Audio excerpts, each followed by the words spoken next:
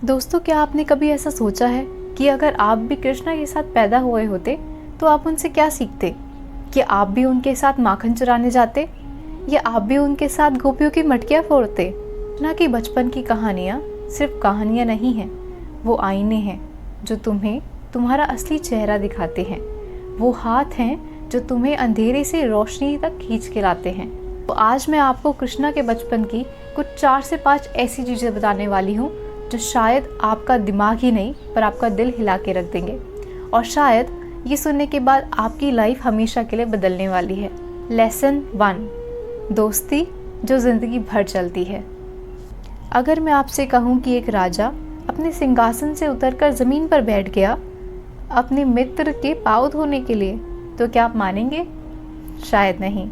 ये कहानी है कृष्णा और सुदामा की। एक तरफ कृष्णा जो कि द्वारिका के राजा थे, उनके पास सोना, महल, हजारों प्रजाएं थी, और एक तरफ सुदामा एक गरीब ब्राह्मण जिनके पास अपने घर में अपने बच्चों को खिलाने तक रोटी नहीं होती थी। जब सुदामा कृष्णा के दरबार में पहुंचे तो उन्होंने देखा कि कृष्णा तो इतना बड़ा राजा बन गया है, शायद वो मुझे पहचान भी ना पाएगा। लेकिन जब कान्हा ने सुदामा को देखा तो वो भाग के अपने सिंहासन से दौड़े और जाके सुदामा को गले लगा लिया। और फिर राजा होते हुए भी कान्हा ने सुदामा को अपने सिंहासन पर बिठाया और खुद अपने हाथों से उनके पैर धोए। और जब सुदामा ने शर्माते शर्माते अपने कपड़े से एक छोटा सा चावल का पोटला निकाला तो कान्हा ने उसे इस तरह खाया जैसे वो सबसे बड़ी दावत हो।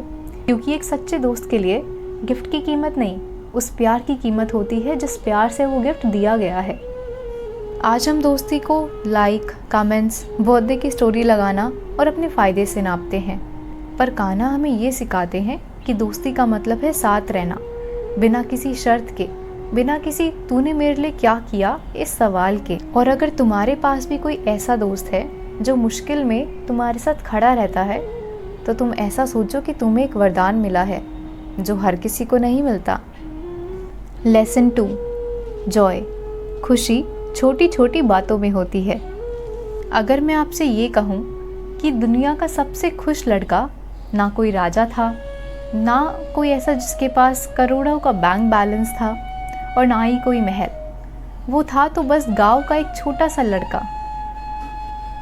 कृष्णा के लिए खुशी का मतलब था सुबह सुबह अपने दोस्तों के साथ गलियों में भागना, किसी के घर में चुपके से घुस के मटकी फोड़ के माखन खाना, और पूरे गांव को अपनी बांसुरी की धुन पर जगाना। सोचो, उन्होंने कभी ये नहीं देखा कि उनके पास क्या नहीं है, उन्होंने हमेशा ये देखा कि उनके पास क्या है। वो छोटी छोटी चीज़ें जो हम अक्सर इग्नोर कर देते हैं, एक दोस्त की स्माइल, माँ का प्यार, खुला आसमान और एक पल की खुशी। और आज हम अपनी खुशी का फॉर्मूला इतनी कॉम्प्लिकेटेड चीज़ों से नापने लग गए हैं।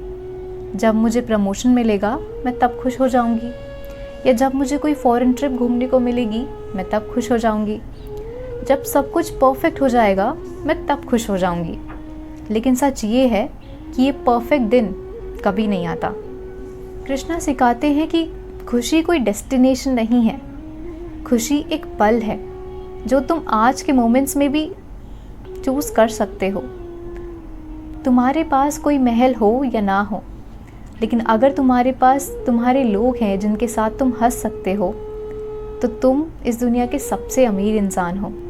अगर तुम वो हो जो छोटी छोटी चीज़ों में अपने लिए खुशी नाप सकते हो, तो तुम इस दुनिया के सबसे खुशनसीब इंसान हो। बस हमें अपना नज़रिया बदलने की ज़रूरत है। लेसन 3, करेज, अपने अंदर के राक्षस को हराना।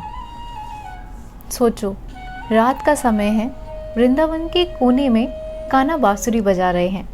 सुदामा छुपके से आते हैं और उनसे कहते हैं, कान्हा, एक समस्या है, कोई बाहरी राक्षस नहीं है, मेरे अंदर का राक्षस है। मेरा गुस्सा, मेरा लालच मुझे बर्बाद कर रहा है कान्हा। कृष्णा मुस्कुराते हैं और अपनी बांसुरी साइड में रख के सुदामा का हाथ पकड़ के ये बोलते हैं कि सुदामा, सबसे खतरनाक राक्षस वो है जो तुम्हारे अंदर है। बाहरी राक्षस इतना खतरनाक नहीं होता जितना खतरनाक तुम्हारे अंदर का छुपा हुआ राक्षस होता है। बाहरी राक्षस तो बस तुम्हारे शरीर को हरा सकता है, लेकिन अंदर का राक्षस तुम्हारा मन, तुम्हारा जीवन और तुम्हारे धर्म को हरा सकता है। कहानी सुनाते हैं। एक बार मुझे भी बहुत गुस्सा आया और इतना ज़्यादा गुस्सा आ गया कि मैं अपने गुस्से को काबू ही नहीं कर पा रहा था। मैं लोगों को चोट पहुंचाने को तक तैयार था, लेकिन फिर मुझे ये याद आया कि अगर मैं ही अपने गुस्से को काबू नहीं कर पाया तो मैं तो गुस्से का गुलाम बन जाऊंगा और फिर अपना स्वामी कभी नहीं बन पाऊंगा।